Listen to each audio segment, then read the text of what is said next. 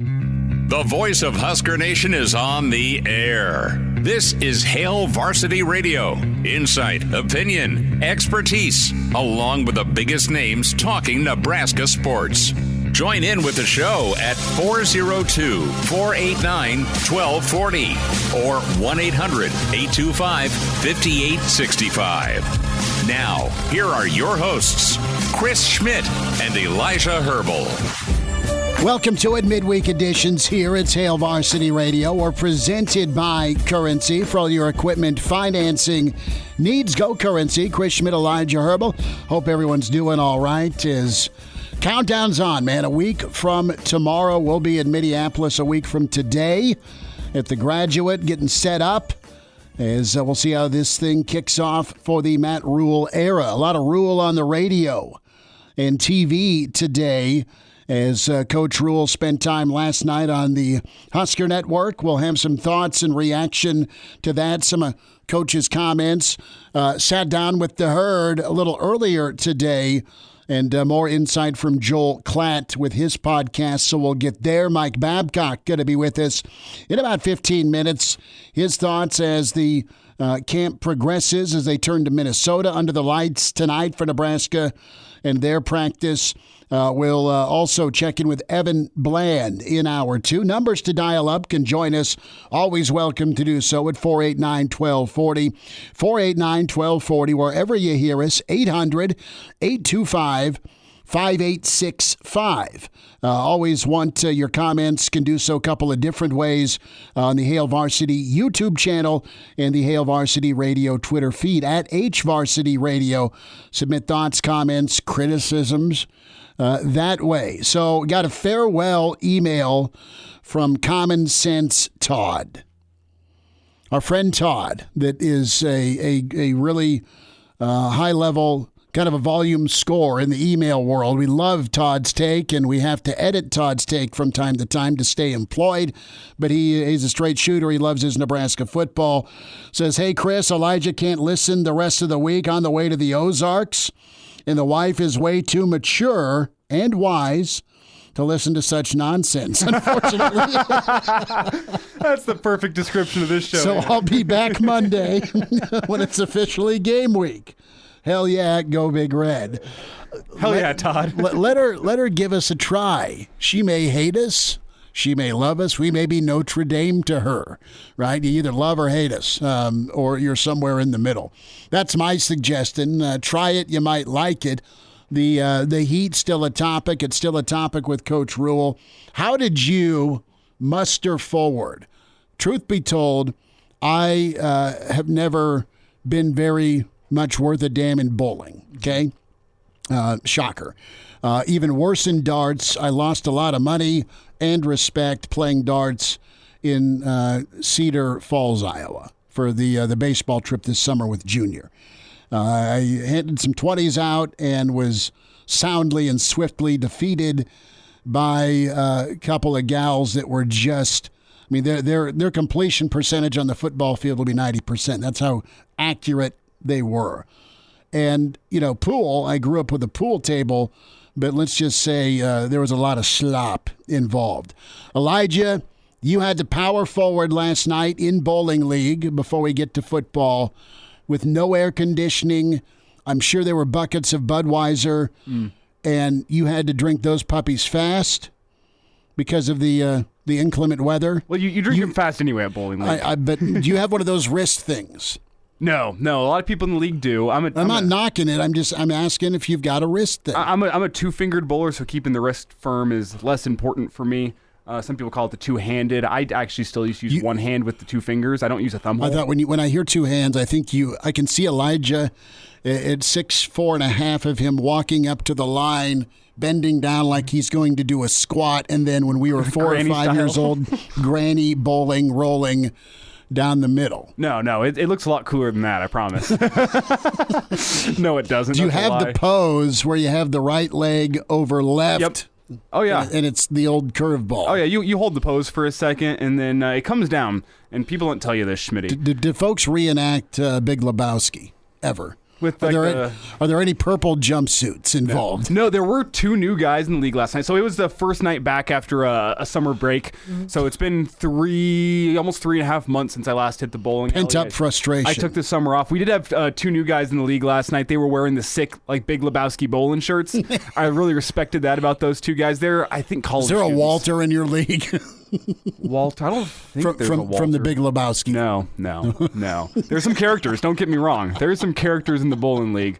But alas, we had 2 new guys wearing the bowling shirts. Everyone else was a lot of faces we'd seen before, and we all powered through the no AC. I worked smarter, not harder. And instead of having to cool myself down with a whole bunch of beer, I also parked myself directly underneath the ceiling fan.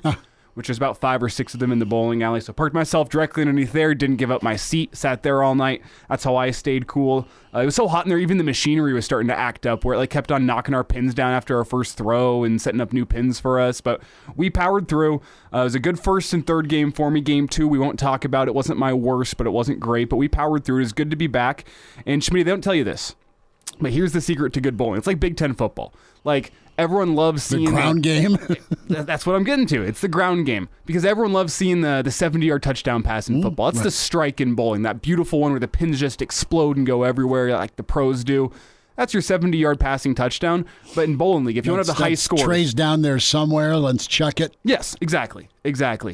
In bowling league, though, especially with the level that we are at, which is what most bowling leagues in Lincoln are at, it's about not shooting yourself in the foot and not making self-inflicted mistakes. Your first ball, just don't get it in the gutter, hit some pins, and with that second throw, it's 3rd and 4, pick up that first down, pick up your spare. If you can pick up your spares and avoid gutter balls, you will be averaging a good number every single game. And then all the strikes you throw in there just adds to it as the listeners leave as I dissect bowling. No, I wanted to ask how you powered through a non-air-conditioned bowling alley. But that's how you do it. For anyone out there, if you're looking to join a bowling league, it comes down to avoiding gutter balls and picking up your spares. If you can do that, you're going to be just fine. The strikes are just an added incentive on top of all that. Did you hammer a cheeseburger at least? I did not. Okay. No cheeseburger for Elijah. Bowling alley food is undefeated. Me and my dad did take down a pitcher. Okay. That's what kept us cool. And there's a right ratio too of how much beer to drink to do your best. You don't in want to bowling. end up in the other lane. No, you don't want to end up in the other lane. But also, if you're stone cold sober, like you're going to be tight, you got to be just a little bit loose.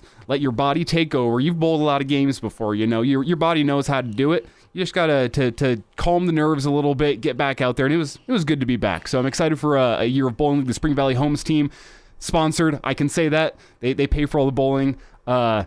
I can tell you we're going to be something to watch out for in bowling league this year. You may challenge for the Big Ten West this year. I love it's wide open. I love that. No, I mean there's always the right ratio of how much to drink, that sweet spot. Yeah. Half of a pitcher for you for bowling, 2 drink minimum when I'm on the grill, and steak's done. That's the way we do it. Well, I think you can say the same about golf too. There's about a 2 drink amount for golf that just gets you to the perfect sweet spot where you're not even thinking about it anymore. Then there's too many where you're doing a snow angel in the sand. Yeah. Oh, and there's some people that get there in bowling league every once in a while. So Nebraska football ready to lock and load, and I want to get some thoughts from Mike Babcock on this. I want to open up, though, and when we talk about year ones, right, there's hope, there's excitement, there's also reality that they can be difficult. And the last year one that wasn't difficult because the team got better was Bo's first season, that 2008 season, where they not only end up with 9 wins, but they beat Clemson. They had a thrilling finish against Colorado with Alex Henry and Sue, and they started off with a tough home loss to Virginia Tech, and then number 4 Missouri came in, a damn good Missouri team that year. But they kept fighting. They lost in overtime to the Pirates Texas Tech team that finished tied for the first spot in the Big 12. So, you had your ebbs and flows, but the team got better. My gut right now, a week out, that's one thing as we talk, sports that get better with drinking. If I'm throwing my dart towards the dartboard, I think that's one thing I can bet on with Matt Rhule in this football team. I haven't narrowed down my win total yet. I just believe because of what he is about, and that's development, that's toughness, that's defense, I believe the team will get better. Now, they're not so flush that if they get some nasty injuries that they could really take it on the chin just from some inexperience. And we talk about a couple of spots on the offensive line where, God forbid, if any of your tackles go down, you've got freshmen and redshirt freshmen back there. Same with your interior, right? Then there may be some guys that are ahead of schedule, but for the most part, on that edge spot, you don't want to have to rely on a freshman or a redshirt freshman, guys that haven't seen a lot of snaps, and that whole baptism by fire thing's no fun. You've got some experience in the running back and quarterback room. They are thin at wide receiver. There's some unknown there for sure because you don't really have a returning go-to. And tight end. I mean, you're going to probably lead on Fedoni and pray that he stays injury-free because he's such a talent and he's got kind of the right mindset. Defensively, I think you're a little bit better from a depth standpoint in that back. I don't know if I want to call it 7, but we'll call it back 8 for now. And I think they could be okay there. But what is the level of growing pain? Growing pains, is Nebraska going to go through some? Yes, sure. In year one, you're going to. But how long do they last? And when does it flip from, all right, some early missteps or teams that are just better than you? Sure. But there's a lot of teams in this season on the schedule, the way it sets up, that if this team progresses, if it gets better, if it stays confident, if they have a game or two where they, all right, see that proof of concept, then it could really take off. Whatever happens a week from tomorrow, you can't get blown out. You can't have Minnesota line up and rugby scrum you for 12-play, 80-yard, 17-minute drives. That can't happen. The 3-3-5 needs to be really good about making Minnesota be in 3rd and 9 a lot of the game to stay in that. And you got to take care of the football and get some sort of help offensively, be it your run game or a big play or two or something in special teams. We'll get more into that next week. But growing pains, I'm just interested in with Nebraska how bad they'll hurt this year, and if that's going to be why so many analysts are hesitant to just go in and say, yeah, they're a bowl team. I think there's a lot of folks nationally that think Nebraska should be a bowl team. But that's easier said than done in year one, and it's such a crapshoot with the turnover, with the attrition, but also with the additions because it's all new.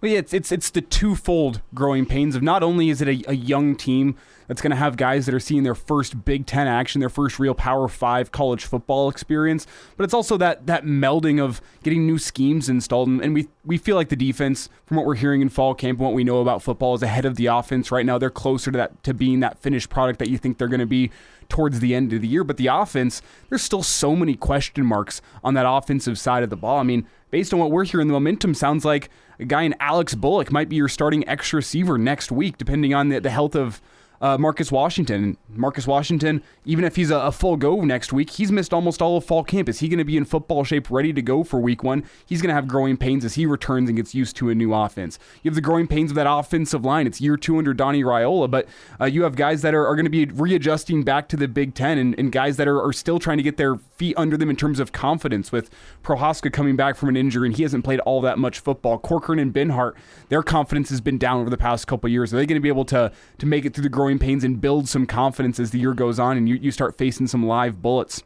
And then you have the running back room. Gabe Irvin's another guy that he's been here a while, but how much football has he played on Saturdays? He's been injured a lot of the time, and whenever you get to live speed and you're playing against Big Ten defenses, it's going to be a little bit different than what you're facing in fall camp. And I know he's looked great in fall camp, at least what we've heard from the coaching staff, but there's going to be growing pains as he gets used to that offensive line and he gets used to a new rushing attack. And then, hey, you're going to throw a brand new quarterback on top of that as well, as Jeff Sims tries to learn how to take care of the ball and be a leader on this offense as opposed to a Georgia Tech offense that looks a little bit different than what Matt Rhule and Marcus Satterfield want. The offense is where I'm really, really worried about growing pains. There's some experience on the defensive side of the ball, and We saw how those guys picked up a new defense, pretty much halfway through last year whenever Bill Bush took over. I'm confident in their ability to be able to pick up this defense and to hit the ground running against Minnesota next week. They might not be as good as they'll be at the end of the year, but I think they'll be passable.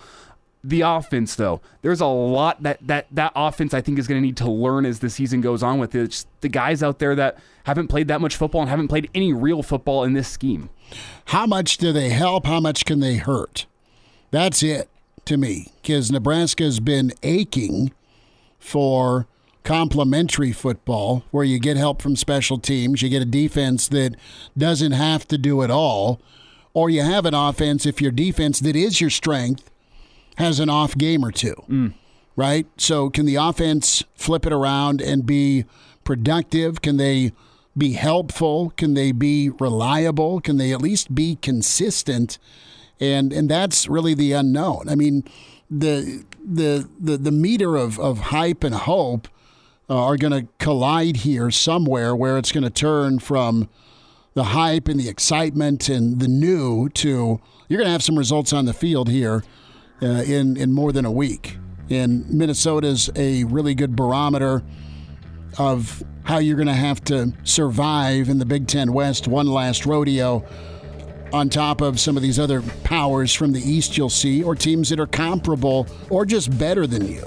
So we'll dive into it with Mike Babcock, the level of growing pains for Nebraska in 2023.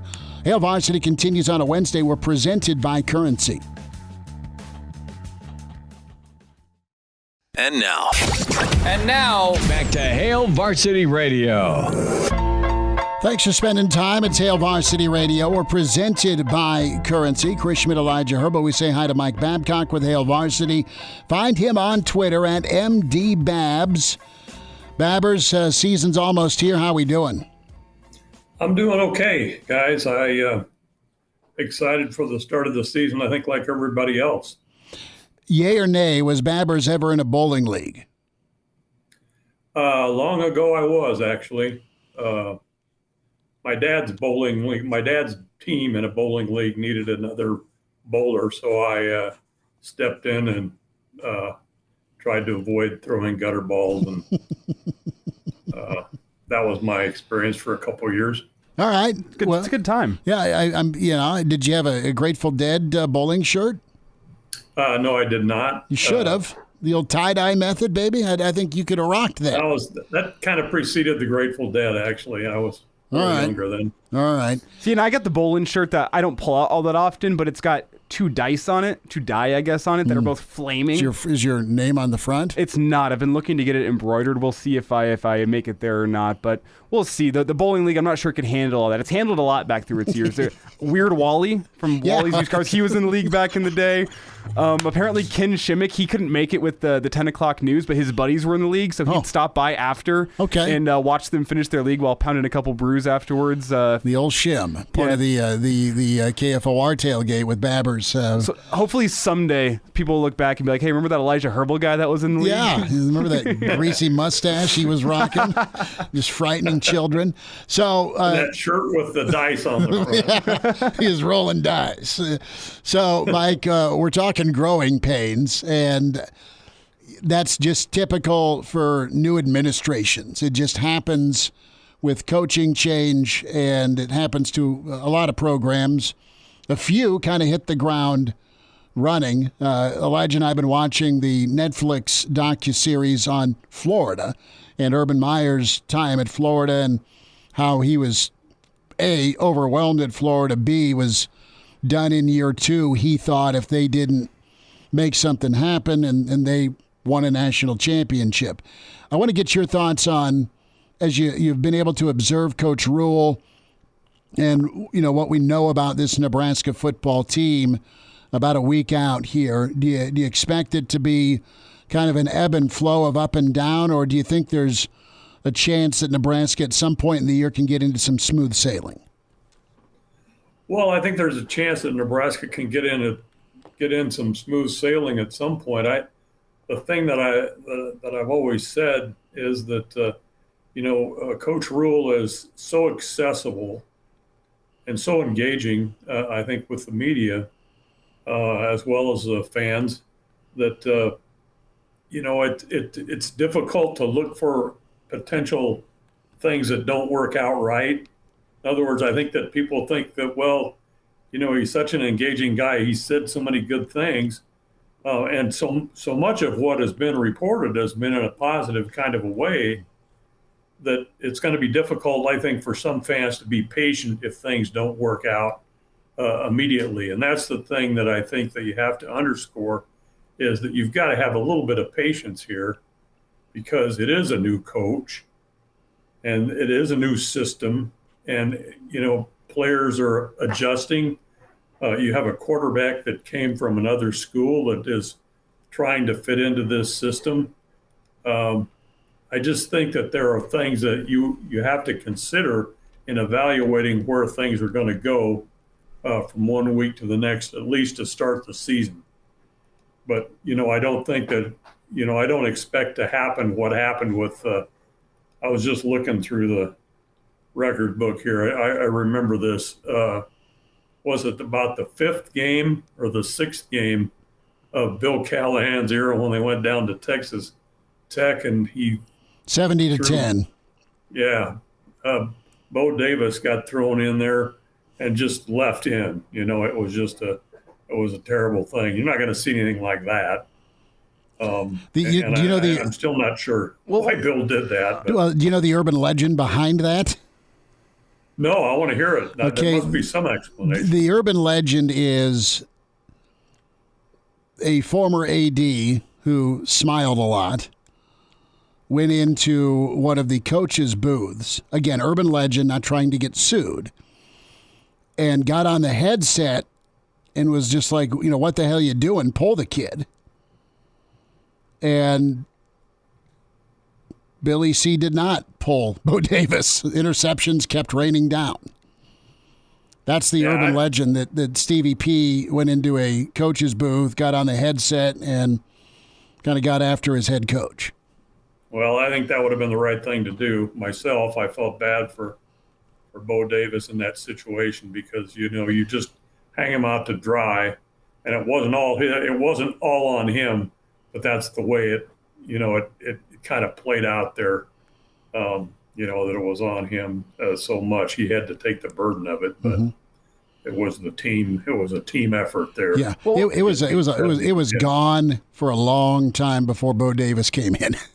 Yeah, yep, it certainly was. Mike, how important do you think it is to get that strong start in year one? Because you can look back, Bo Pelini, strong start in year one as we kind of laid out, but you look back, Callahan obviously with 70-10, and then you have Frost with the whole Akron rain out followed by blowing a lead against Colorado, and then you lose your next 6 consecutive Hail games Mary after by BYU and Riley. Oh, yeah, Hail Mary, BYU, and Riley. That took the wind out of the sails. How important do you think it is to at least build some semblance of momentum in year one in order to build that into the next couple of years? Because that's not something Matt Rhule's had at Temple and at Baylor. He did not build momentum in year one, but he built experience on his roster, which was valuable there. But I think Nebraska is a little bit unique in the fan support and the fan interest in what can happen with momentum within a program if year one doesn't go according to plan.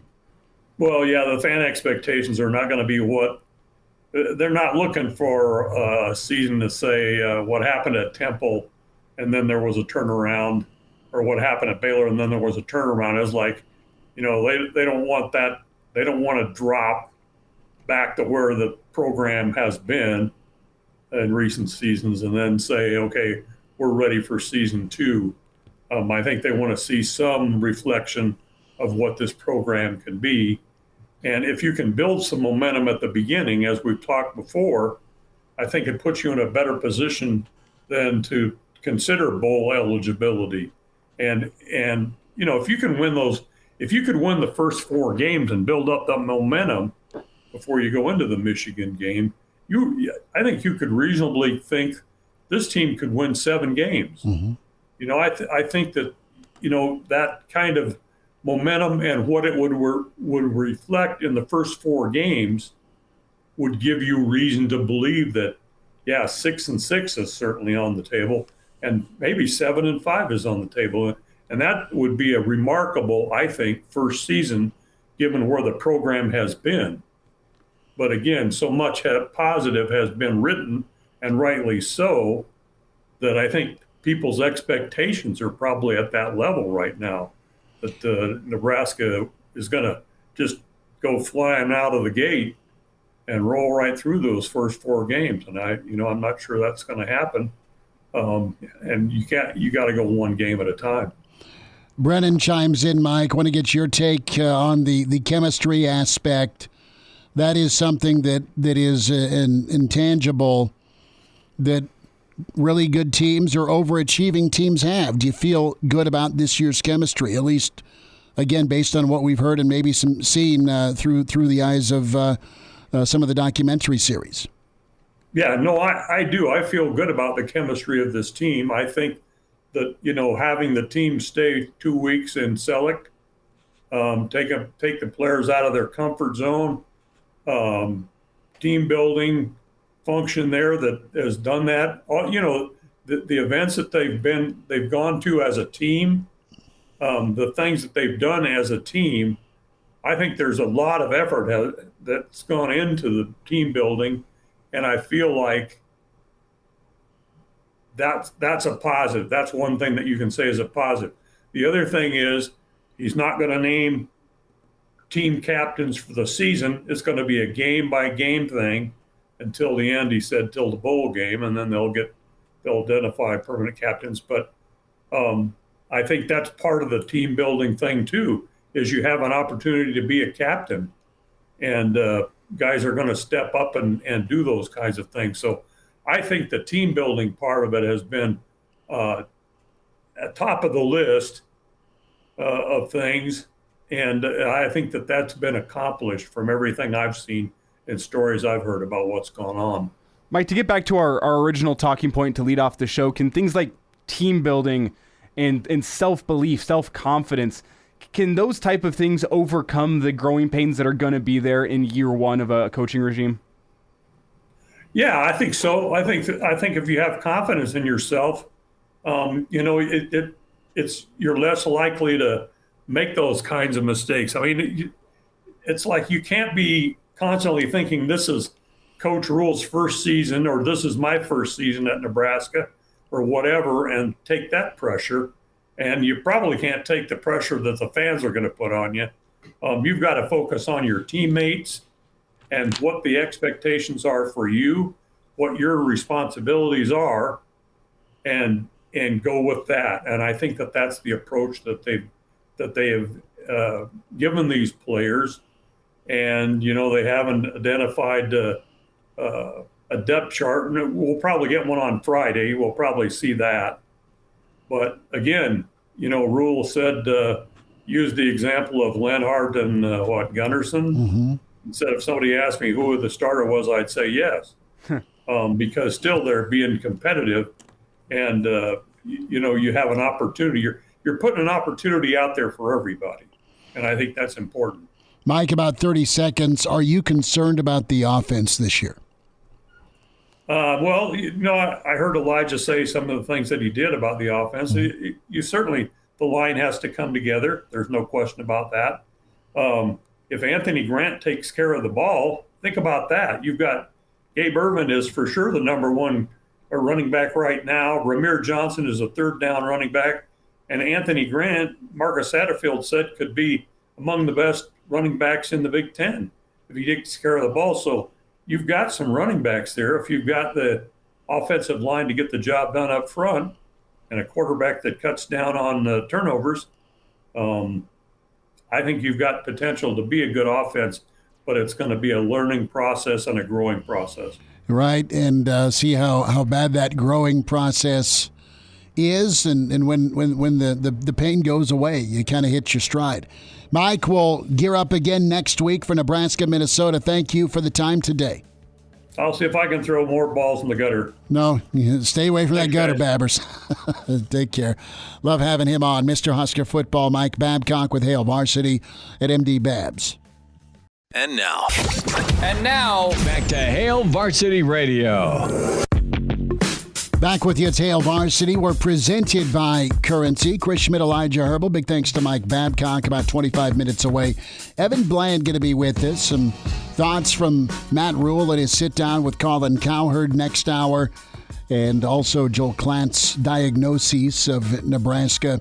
Plenty of great comments coming in. Get to more of your emails as well. 489-1240. You want to dial up or 800-825-5865 podcast there for you.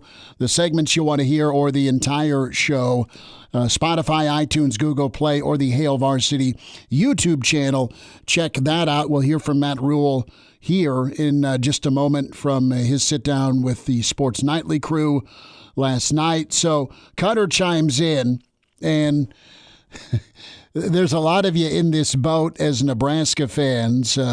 First time in my life I've ever said Nebraska is going to shock Minnesota. Just you wait. Oh, how the mighty have, oh my, how we have fallen. Nonetheless, very optimistic about the future. Cutter, thanks for checking in on the show. And listen, I mean, Fleck's 5-1 against Nebraska. And he's done it a myriad of ways. He's done it with a non-throwing quarterback against Riley. He's done it with 30 scholarship kids during COVID.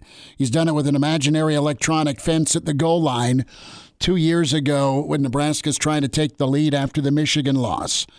And yes, again, the last time Nebraska out-Minnesoted Minnesota was the 2016 season in a night game 24-17 where the banker shut out the Gophers in the second half, and that might have been part of the Jerry Kill era, maybe?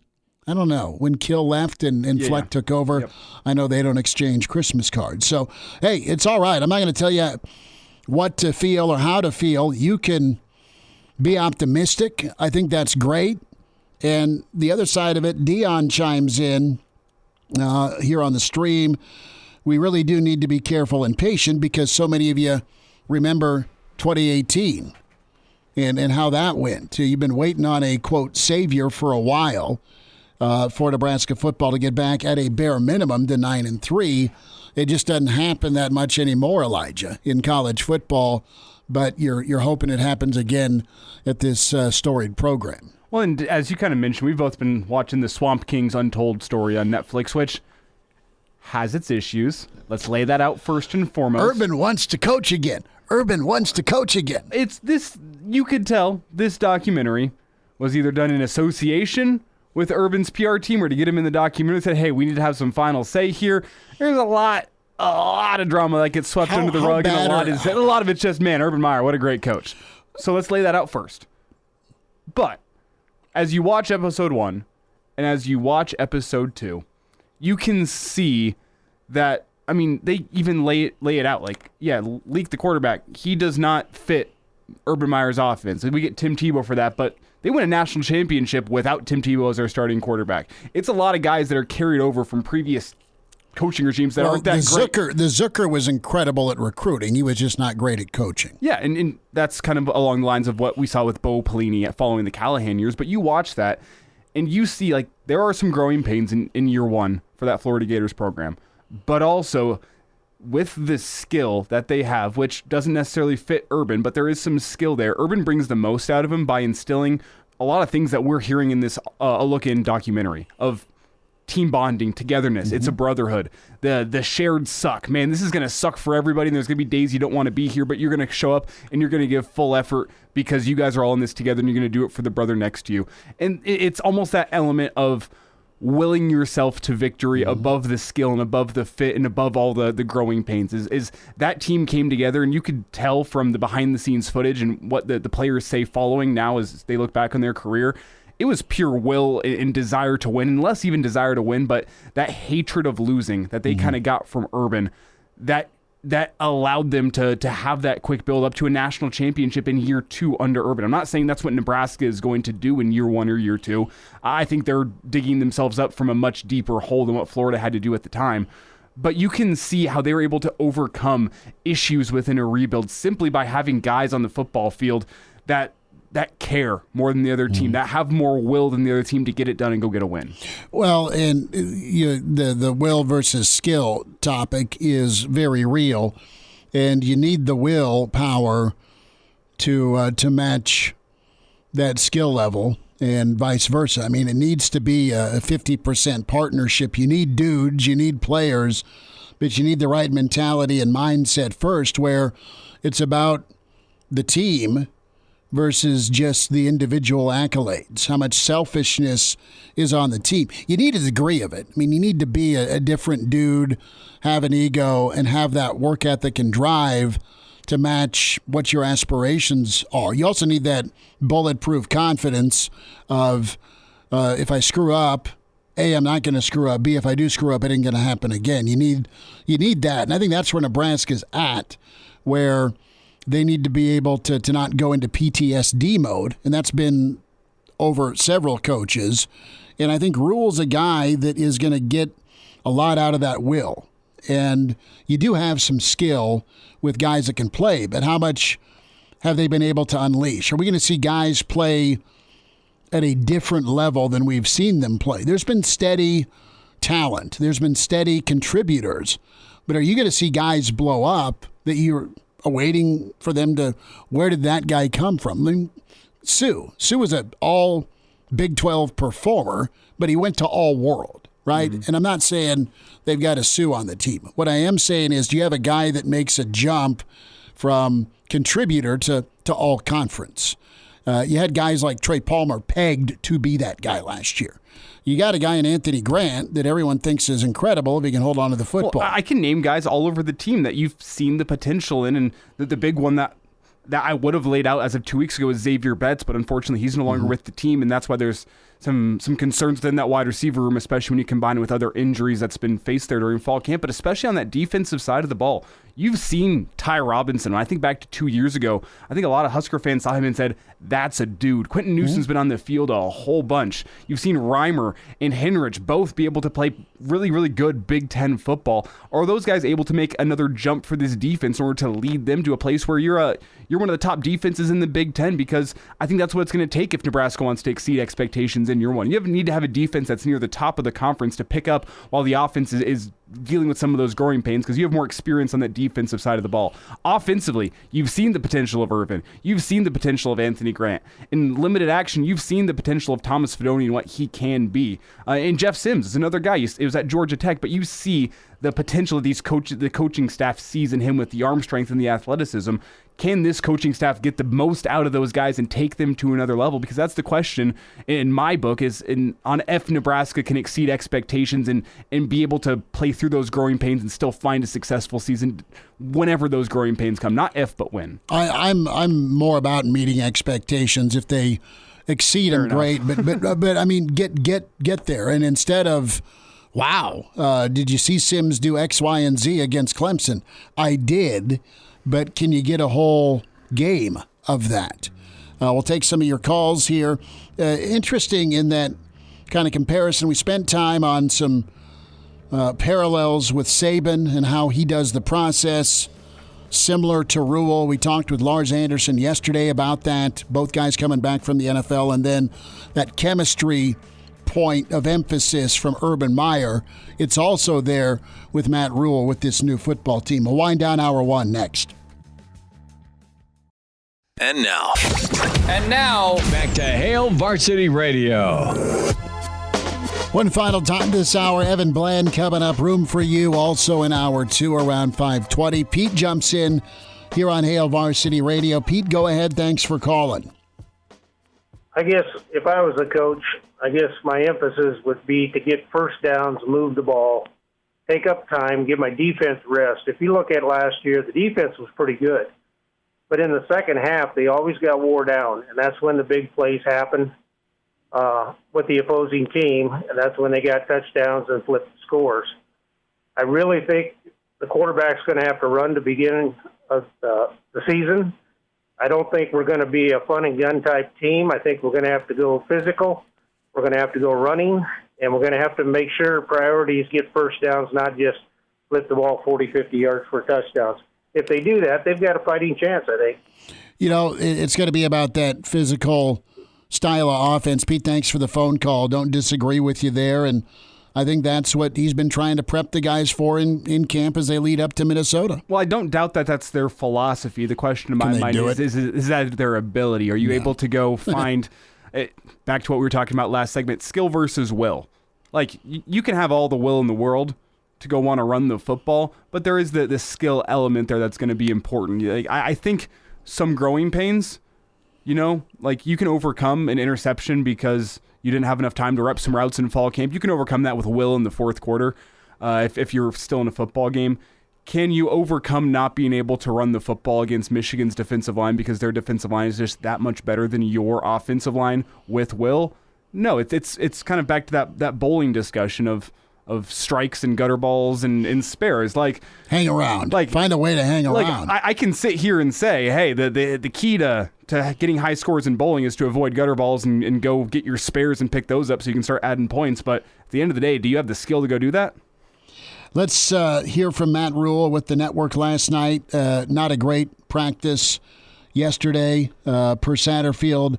And Rhule put a little bit of a positive spin on it with working through some of the kinks. But I love days like today. What people have to understand about me is, like, sometimes you say, hey, it wasn't a great practice, and I think everyone gets all up in arms. Like, every day is not going to be great. I love the chaotic days. I love the days where it's like, man, coach threw us off the field, coach this, coach that. Like, because as I say to them, I'm not playing games with them. I'm trying to teach them how to deal with chaos. I'm trying to teach them how to deal with adversity. Like, to me, the example I give to them, and forgive me if this is long, just tell me to shut up, but like, you remember when you were a little kid, and I stole this from a book, it's not me, but it makes a lot of sense to me. Remember you're a little kid, and they'd say, hey, we're going out for like the presidential run, we're going to go run a mile, and what do little kids do? They just start sprinting, right? Because they're so excited to run, and all of a sudden they realize how long it is, and they stop and they walk. And when you get a little older and you understand the pace of what's expected, you can manage it. And so for our guys, if they get into a game and they think it's going to be an easy sprint, and all of a sudden it's a marathon, that's when the problems come. I want our guys to understand that on every game, it's going to be chaotic. It's going to be ugly. It's going to be adversity. And at some point, they have to just turn their brains off and go play football. And so if that's me screaming and yelling and them saying to themselves in the back of their head, I wish he'd just shut up. I hope they don't say it to me with their, out loud. But if that's what's going on in the back of their heads, then we're getting to the point where they're ready to handle the adversity of game day. That's been a big-time issue for way too long, and that's why you're bowlless for 6 years, is the adversity has been plenty, and the prep for it and the fight through has been minimal. One critique to make on it. So some of us went and did those fun runs, and they were husky kids, like me. You started off by walking. You didn't start off by sprinting. You walked out of necessity, right? The one critique I have on that. That's all right. The sprint, right? Sprint versus the marathon. And Evan Bland with us. Kickoff hour 2 at Hail Varsity. We're presented by Currency. The voice of Husker Nation is on the air. This is Hail Varsity Radio. Insight, opinion, expertise, along with the biggest names talking Nebraska sports.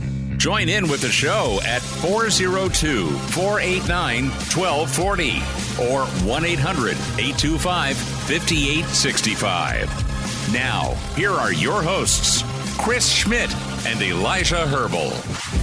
Back with you, it's hour 2 at Hail Varsity Radio. We're presented by Currency. For all your equipment financing needs, go Currency. Chris Schmidt, Elijah Herbel. We welcome in Evan Bland with the Omaha World Herald. Find him on Twitter at Evan Bland, OWH, and he's gearing up for some excellent football coverage this fall again with the crew from the World Herald.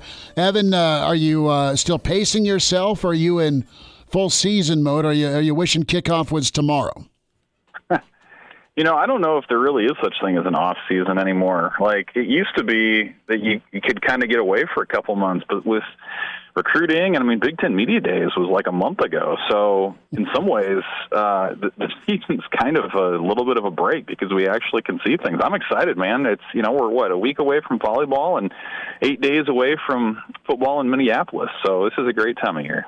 It is outstanding, and a lot to get to, and I know with the Pick Six podcast, you guys laid out some predictions, and not to retread too much, but I want to get your take. We haven't talked to you about Ted Carter. I want to go there first, and of course, Coach Rhule last night said, just tough loss for Nebraska. Your reaction, because we were all kind of like jaw to floor with the news. Yeah, no doubt.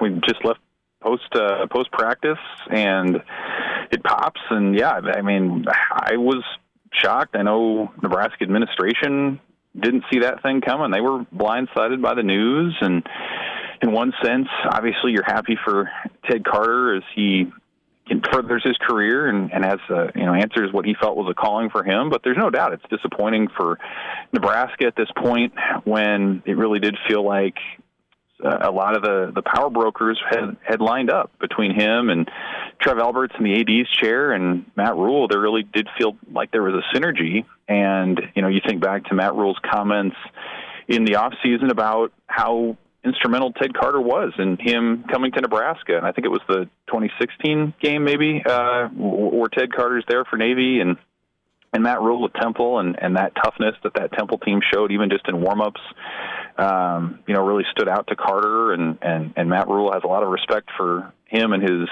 Navy background and all the rest. And so it's interesting. And, the Nebraska regents had just restructured things so that Carter would oversee Nebraska athletics. And he's had that seat at the table for the Big Ten presidents and chancellors the last couple of months too. So how Nebraska adjusts from that will be really interesting. Do they go back to sort of the chancellor being a liaison, to the athletic department?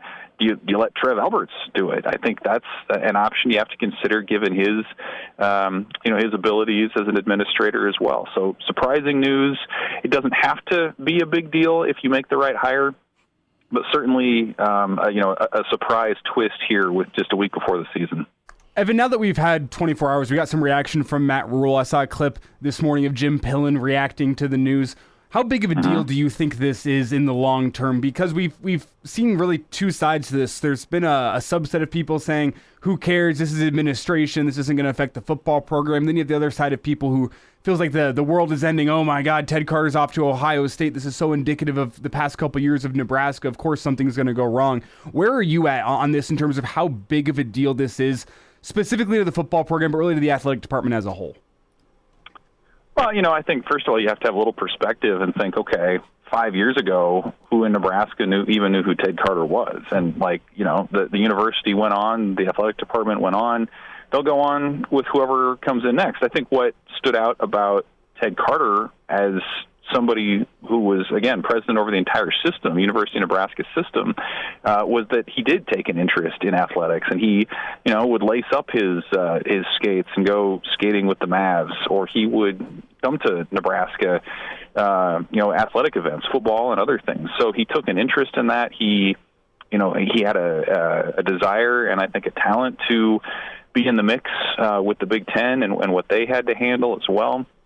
And I think he understood, too, that, it's just a reality that the football program at Nebraska is the front porch to the university, and it does affect enrollment. I mean, I can name a lot of friends who went to the University of Nebraska in the early 2000s because the football team was good. And then you figure out the academics and kind of go from there. But there's no doubt that if you're looking to increase enrollment, increase excitement for your university that then plays out through the academic realm, the football program is a part of that. And so good, bad, or otherwise, that's just a reality. I think Ted Carter understood that.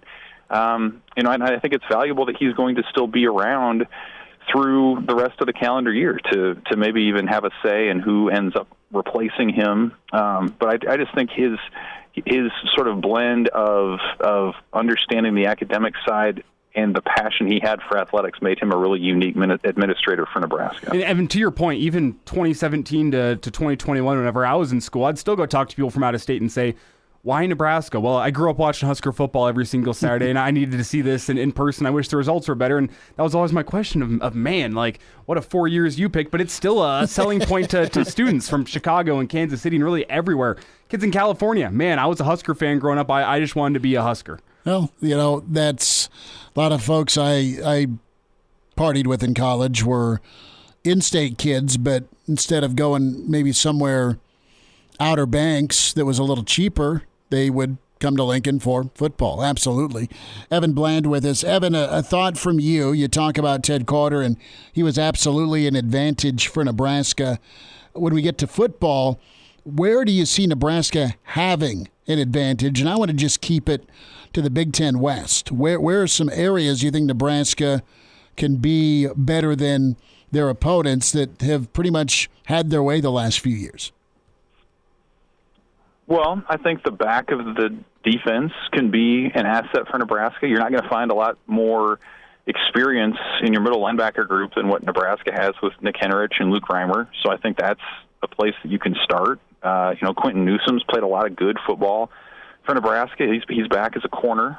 So I think you're feeling pretty good about that back 7 or 8, depending on how it goes. I think if the quarterback position could end up being an asset for Nebraska as well. I think Jeff Sims is a top half of the league sort of guy, especially if he tamps down on some of the turnovers that kind of hounded him at Georgia Tech when they asked him to do maybe more than what Nebraska will.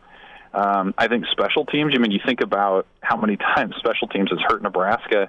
I think Brian Buschini can be one of the best punters in the Big Ten. That's a weapon that they had last year, but before that it's been a struggle.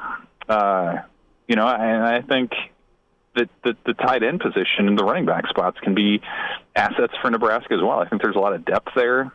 So even if the guys that you figure might be your number ones don't burst out of the gates, like there are other guys there that you can make a case that they could play their way into a prominent role too. So I think you have a little bit of depth there.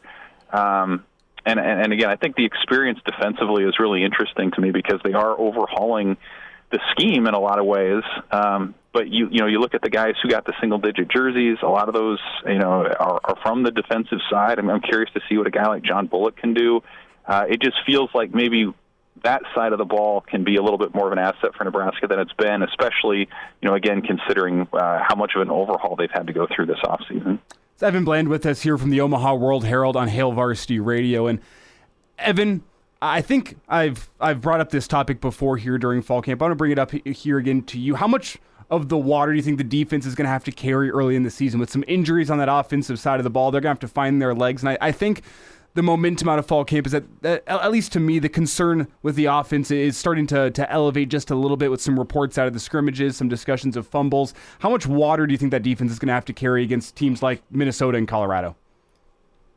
Yeah, I think a pretty good amount. I don't know that it's going to be 2009, but I do think that that's where the experience is. That's where a lot of the leadership is. I just think there are a lot of questions offensively. We talked about the receiver depth or lack thereof. There's a lot of guys who are either injured or new or asked to do something that really they haven't done before. The running back spot, I think Gabe Ervin can be that guy. I know Matt Rhule loves him, but we haven't seen it, and a lot of that's been injury related. But I think a lot of what we're talking about on the offense requires, a leap of faith or projecting things that haven't happened yet. Thomas Fidone, for all of the talent that he has, hasn't done it yet on the field because of injuries. Jeff Sims, we know what he's been at Georgia Tech. Can he be a different person in terms of completion percentage and giveaways and things like that? Can he be a different person at Nebraska? So I think it can happen. The offensive line, sort of the same deal. With a lot of familiar faces, can they take a step forward? So it feels to me like if you're saying Nebraska is going to have a good offense, you have to make a lot of assumptions to get to that point, whereas defensively, how big of a step is it to say that Luke Reimer is going to do what he did again, or Quentin Newsome, or that Ty Robinson's going to really thrive in a bigger role, or Nash Hutmacher? Like, I just feel like that side of the ball has a much more plausible, path to being an asset for Nebraska this season. Evan, where are you at with your prediction with Nebraska from an expectation standpoint? Are you expecting 6-6 and better, and a bowl trip, or is that too much to ask?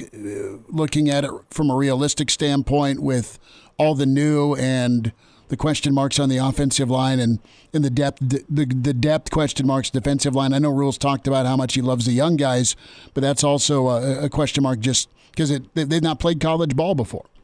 Mm-hmm.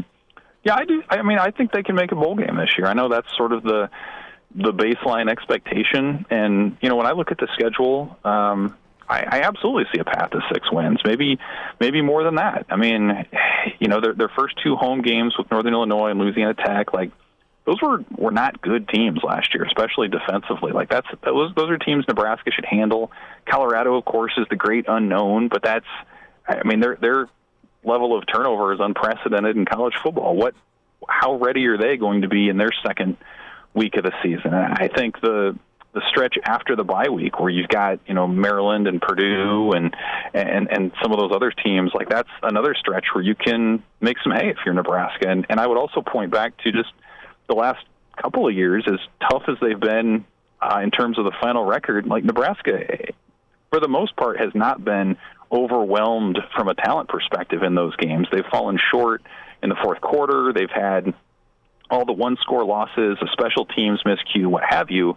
I believe that the power of the Matt Rhule hire and the synergy of that staff, that's where that stuff shows up, is in all those little things that have cost Nebraska games. So I don't think they're outmanned, against anybody maybe other than Michigan from a talent standpoint. It's all those little things and how much, that can get cleaned up here from an off season under a new staff. It's Evan Bland with us here on Hail Varsity Radio. And Evan, have you gotten a chance to see the Swamp Kings documentary on Netflix? The question, if you have seen it, is essentially, how replicable is that with Nebraska? Because, a lot of what you're hearing from that documentary, if you haven't seen it yet, is things like building brotherhood, building togetherness, embracing the suck, and having a team that comes out better because of it at the end. And I think Urban Meyer had a shallower hole to dig from with that Florida program. But there's a lot of comparisons, I think, you can be made between what Urban Meyer did at Florida and what Matt Rhule's trying to accomplish in Nebraska whenever you see some of this stuff from a look in and see what Urban was doing behind the scenes. Have you got a chance to see it, and what do you think of that take? Well, I've seen just a little bit of it, but I do think, to your larger point, that there is value in some of that culture stuff. And I know a lot of times that gets kind of the eye rolls, and it kind of feels like off-season fluff stuff. But I think back to something that actually Phelan Sanford, the veteran fifth-year guy at Nebraska, said earlier in camp, where he said, the value of that comes when there are, maybe injuries or at a key moment in the middle of the season when you have to rely on a guy who's maybe not a starter, maybe he's an underclassman or a new guy.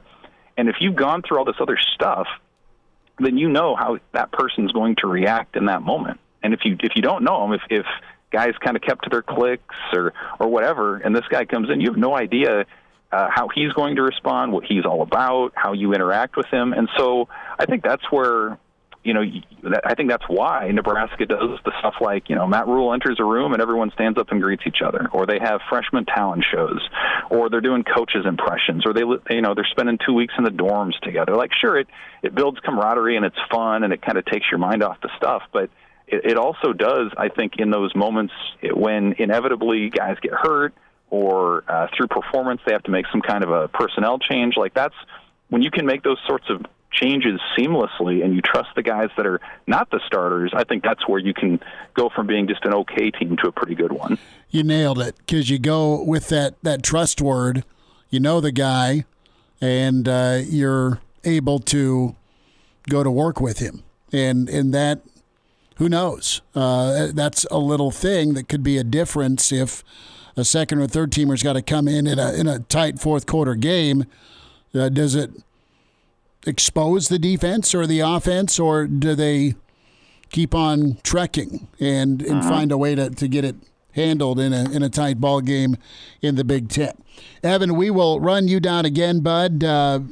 Maybe from Minneapolis, maybe from here. We'll just get next Wednesday figured out with travel and everything. But awesome to talk, and we'll gear up next week for Minnesota v. Nebraska. How's that sound? Sounds great, guys. Let's pack our bags and get up there. All right, man. Take care. Thanks again. Thanks. There he is, Evan Bland with us. Find him on Twitter at Evan Bland, OWH. And some thoughts with Matt Rhule. He sat down with Colin Cowherd. We'll dive into the expectations part of this equation. Hail Varsity continues, presented by Currency. And now, back to Hail Varsity Radio. Big thanks to Evan Bland and Mike Babcock today. Can find them on our podcast, Spotify, iTunes, Google Play with Hail Varsity Radio. The audio, the segments you want to hear, or the full show, the video portion Hail Varsity YouTube channel and the replay, the Hail Varsity Radio Twitter feed at HVarsity Radio. Chris Schmidt, Elijah Herbel. Give us a find on Twitter at Schmidt_radio or at Herbal Essence for Elijah. And we've hit a lot of things here. We talked a little bit of growing pains, how much year one will hurt, or if that pain will go away as the team gets better. I think Nebraska gets better under Rhule as the year goes on. It may not be great early, but I think as it progresses, they can find a sweet spot. The will versus the skill. Nebraska's got some skill. I really liked what Evan was talking about with Nebraska really not being outmatched that often in previous seasons. Clearly the obvious matchup issues, the Ohio States and Michigans of the world, but they were not outclassed athletically. It was more fundamentally and at some points physically that it was an issue for Nebraska. So a lot of upside to this year, and it could get a real kickstart with a win next Thursday night. And again, I'm waffling, but I will settle on one side or the other when we get to prediction time. Yeah, and when are we going to lock in our season predictions, do you think? Because I think next week. Next Thursday, we'll finally lock in our predictions for Nebraska and Minnesota on the show. We'll have to get a hold of Klosmer and make sure he's not in some foreign prison and do at least a one-shot pod hit with Claus. Do we do season predictions then on Wednesday if we got Claus and game-by-game Minnesota predictions on Thursday? I think we spend time talking Nebraska-Minnesota Thursday, and then maybe Wednesday, Tuesday. We have plenty of time to huddle up on this and get it handled. Let's talk, as last night you had Rhule on the Husker Network. Today he spent time with Colin Cowherd, and a little bit of commentary from Rhule with Cowherd. And this is Rhule. He's asked about by the Herd on kind of his travels, right? He's been in the different parts of the U.S. He's been in Big 12 country. He's been at UCLA. He's been in the NFL. But more specifically here, what is it about Big 10 football? Here is Coach Rhule. I think the defenses in the Big 10 do a great job, and they just smother you. You know, they're physical. They keep everything in front of you. They're built to play in November and December. You know, when you're in the ACC or the SEC, you're maybe not dealing with the same elements that you're dealing with in the Big 10, at least as it stands now. So I think that's the biggest thing for us. You know, and I think you look at the offensive linemen in the Big 10. And I think it was last year, maybe the year before, the most guys drafted. So you're looking at big, powerful, physical offensive lines, big, powerful defenses, and it's a game built for playing in the weather. It is. And when we get down to its base level, you as a Nebraska fan have expectations of the program, of the coach, of the team, what you want to see, and those expectations are being carved out through the offseason, and they need to be implemented in season. So baseline expectations, win enough to go bowling, end this horrid streak of home for the holidays. As a program and as a team get better as the year goes on. Nebraska fans love that. I know the end of the year always hurt a lot of times with Oklahoma or maybe a bowl loss to Miami or a Florida State. That said, you'd play a good team in the non-conference game and you'd get better as the year went on. You'd gear up, you'd ramp up for the Colorado showdown or the Oklahoma showdown, or if Okie State had a good year, or Missouri. I mean, you could sprinkle in some teams that weren't always consistent but may raise up from one year to another. But you got better as a football team. And then are you physical? Are you tough? And when it came down to it, were you able to TKO your opponent? It's how you want to win. You just want to win right now. But there's a method to it. And Cowherd was asked Rhule about expectations for year one. I told our guys the other day, it usually takes me 3 years, and I wish I could do it faster. I'm just not smart enough to be able to do it in 1 year. But there's a bunch of guys on this roster that are seniors, man. So it's either is it Matt Rhule, Coach Rhule's year one, or is it your guys' year four? And if guys like Jeff Sims, if guys like all the great juniors and seniors we have, if they make it their team, then I think Colin will be a team that people have to deal with. week in and week out. If it's me, then better wait for year 2 and year 3. So our guys have really taken the bull by the horns. One thing about being in Nebraska is these guys, they love the University of Nebraska. They love being Cornhuskers, and they want to be the team that gets us back on track. It's so true. And you hear coaches talk about it a lot, Elijah, where, hey, it's player-led. It's player-led. Are the players ready to lead? Are they ready to take over the responsibility? Rhule's touched on some guys that are those temperature setters. If you have them and they translate that from practice to game day Saturday or Thursday in a week, then that'll be your difference. A lot of other programs have had those guys help transform where in Illinois used to be at. Wisconsin's trying to get back to it. Iowa has had a lot of success. Purdue, Northwestern before their mishaps. They've had some of those teams, but Nebraska's just had it. It's been missing for too long. And not to harp on this documentary too much, which has its flaws, but Swamp Kings, it gets into it in, I believe, episode 1, where Tim Tebow talks about the fact that the players decided, you know what, to keep guys from going out on the weekends on Friday and Saturday are lifting keep the arrest sessions. Numbers down. Yeah, which didn't work perfectly towards the end of the tenure, at least. But early on, it was the players saying, hey, Fridays and Saturdays, we lift from midnight until 2 a.m. because you guys are going to want to go out at that time. We're going to make sure that you guys are in here in the weight room. And when you see the weight room videos, these guys are wanting to quit. They got teammates coming over, and whenever it gets hard, they're slapping them on the arms and slapping them to keep that adrenaline going and keep them going because they're working out at 1 a.m. with war paint on. It's what those guys did, and that's what the player-led aspect was. It wasn't Urban Meyer there at midnight saying, you guys better get a lift, and it's the players getting in there and saying, hey, we need to keep on track, we need to remain focused, and to keep you guys from going out and partying, this is when we're going to lift, midnight on a Friday night. And that's what that player-led element is. Whenever it's a coach telling you, hey, midnight on a Friday night, come in here, come work out with the guys, it's a roll your eyes type moment of, oh my God, this guy's going to make us come in at midnight on a Friday. Whenever it's the number 1 quarterback in the country and the leaders of your defense and the leaders of your offense saying, hey, you guys are in here at midnight and you're going to be lifting, the team is going to be much more willing to accept that whenever it's a peer that's telling you that as opposed to a coach. What are you there for? And think about recruiting visits. And if your recruiting host is like, yeah, dude, we have this great midnight to 2 a.m. session. Oh, yeah? Where's the bar? No, it's in the weight room. That's what we're about. If someone's pitching it to you that is your recruiting host versus your coach saying, oh, yeah, surprise, guess what? Your fake ID is not needed because you're going to be in the weight room. It's a mandatory midnight to 2 a.m. lift. And think about the difference between that. One is, you know what, I'm going to be there because my coach says I have to be there and I want to make sure I'm on this good side. The other side is I'm going to be there because my teammates are counting on me to be there with them, and that work we get in is going to help us in the fall. And if I'm not there, I'm letting my teammates down. Very big difference in mentality when it comes to showing up at midnight for a lift, or showing up on an 104-degree day and getting a good practice in during fall camp whenever you're a little over a week out or what have you.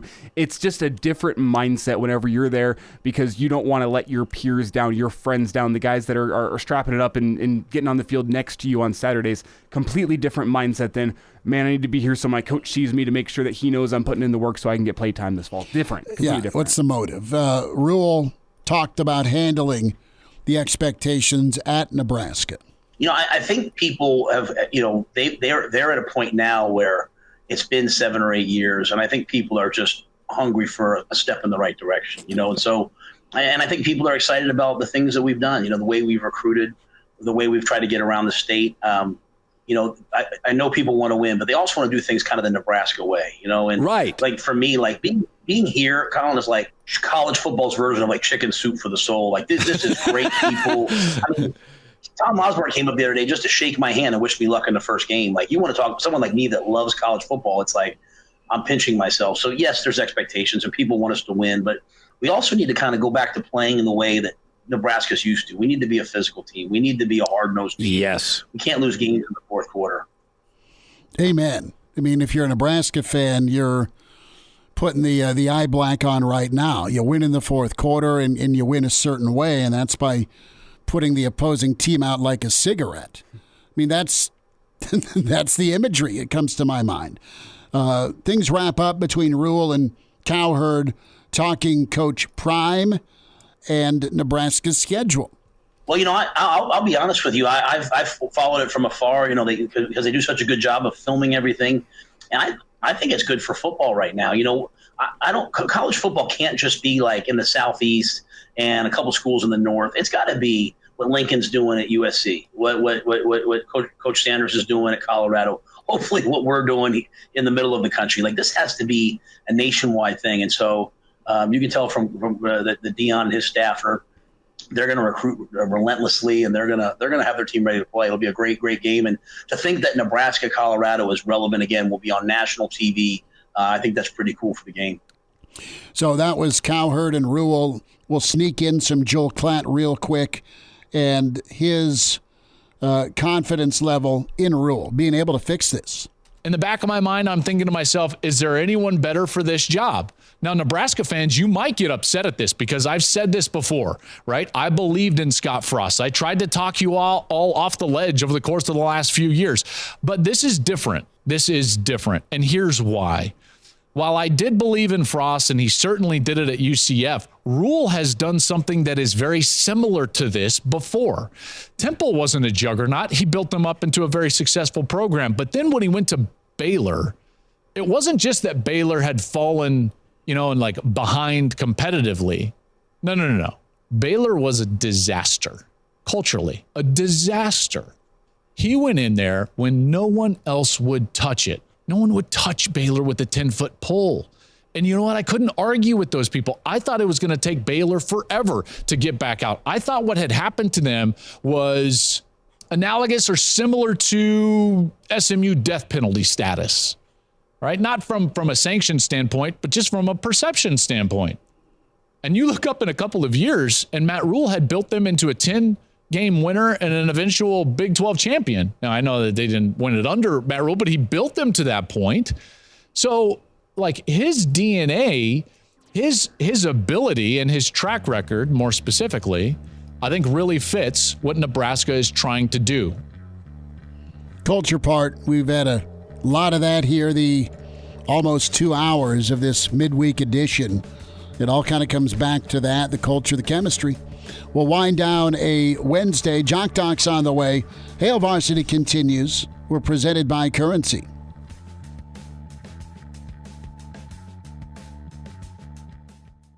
And now, back to Hail Varsity Radio. Back with you, it's Hail Varsity Radio. Time for a Jock Doc Wednesday. Nebraska Orthopedic Center, Dr. Brandon Seifert with us. And Dr. Brandon, we're getting closer to the NFL. And one of the wideouts in this draft I've been excited to see is Jaxon Smith-Njigba. He wore out teams in the Big Ten, and he's up in Seattle now, but he's going to be watching for a while with a busted-up wrist. Yeah, absolutely. And so sounds like he has a fracture in the wrist. They're not being real specific, again, about kind of where this is, but we can do our best to speculate as to where this injury is located. But they talked about him needing some surgery for the wrist, maybe being out anywhere from 3 to 4 weeks, which is pretty aggressive. I would say it's fairly optimistic, especially for any type of fracture that needs to be fixed with operative fixation. But definitely, reasonable depending on, where this is and the size of it. As we speculate on this, common kind of wrist fractures in our football population, one of the most common of it we call a distal radius fracture. So if you kind of follow your thumb up past the wrist, kind of the bone that comes off, that's called the radius. And typically we'll see wrist fractures in that area. If you move to the outside of your wrist, there's a bone that kind of forms the very outside of your wrist, kind of a bony prominence. So that's called your ulna. So that's probably the area that we're talking about. If it's a fracture of the ulna, which can happen with contact, oddly enough, if you get hit just right, these used to be called nightstick fractures, where you get hit with a policeman's nightstick, but they can occur by any type of trauma. Sometimes our softball pitchers will get hit here. You can break part of that ulna. Most of the time, you can let those heal on their own, but oftentimes we'll put, especially in our high-level athletes, we'll put a plate over that just to make sure that ensures its healing and stability. And typically with those, you actually could go back pretty quickly within a couple weeks of play. That might be what we're dealing with here.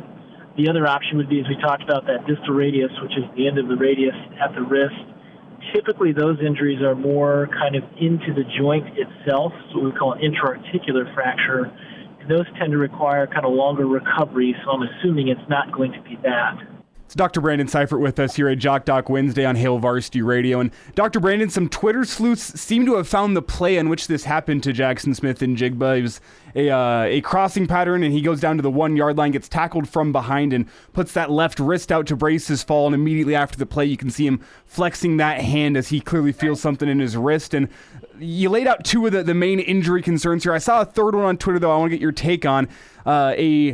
A doctor on Twitter says he was worried about it being a scaphoid fracture. What is that, and what's the difference between that type of injury and the two you just laid out? You know, the big thing there, just in terms of, again, we're speculating here, but I would lean against that one just because if you're going to have a scaphoid fracture and you have to fix it, you have to really protect those well just because the blood supply there is pretty tenuous. And so those folks are going to be out, I would imagine, the rest of the season. I can't imagine somebody releasing a scaphoid within 8 to 12 weeks after surgery. That'd be pretty risky.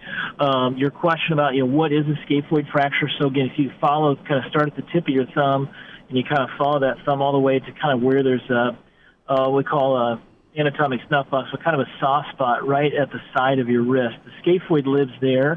The reason why we know a lot about the scaphoid is it's an area that does not have great blood supply. So if you break that area, in particular if you break kind of towards the top, towards the elbow side, those tend to go on to what we call a non-union, where they don't heal and can require some special, one, surgery, two, have to put some bone graft in there.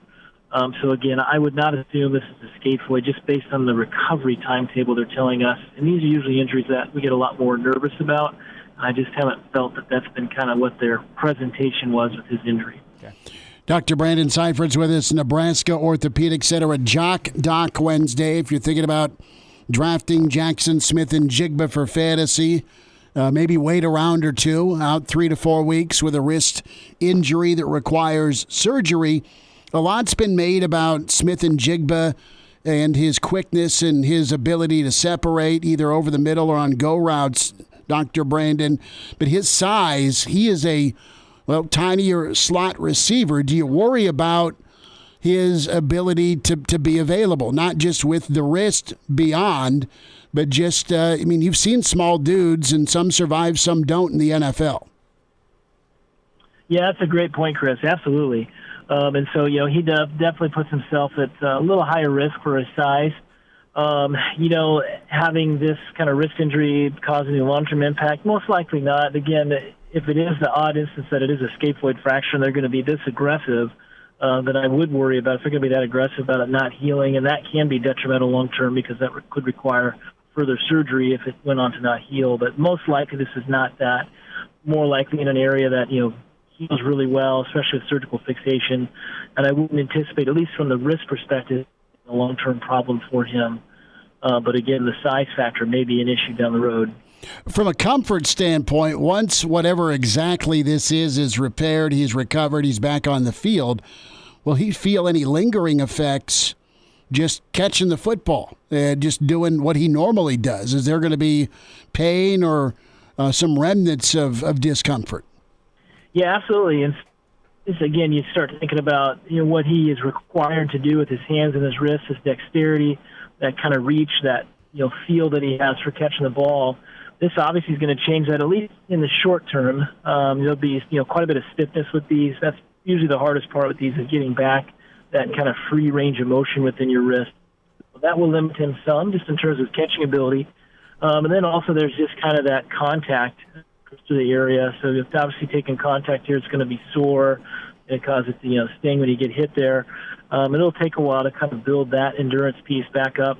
And then the last part is just even on from a blocking perspective, being able to have that range of motion return so you can really flex that wrist back to have to go in and block somebody.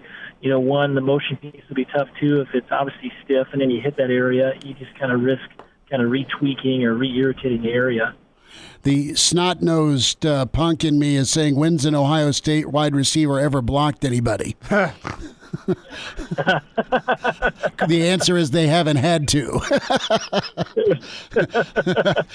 They don't have to because they're in the end zone. I had to go there a little bit. But no, I'm fascinated by what he can do in Seattle. Yeah, and Dr. Brandon, are there any learning lessons for Jaxon Smith-Njigba, or maybe just the general populace with this play, where you think about a guy breaking his fall with his wrist and ending up breaking his wrist. Is there a learning lesson to be taken away there? Because I know like skateboarders, they tell themselves, you don't break your fall with your wrist. That's a great way to break a wrist. Is there any learning lessons here?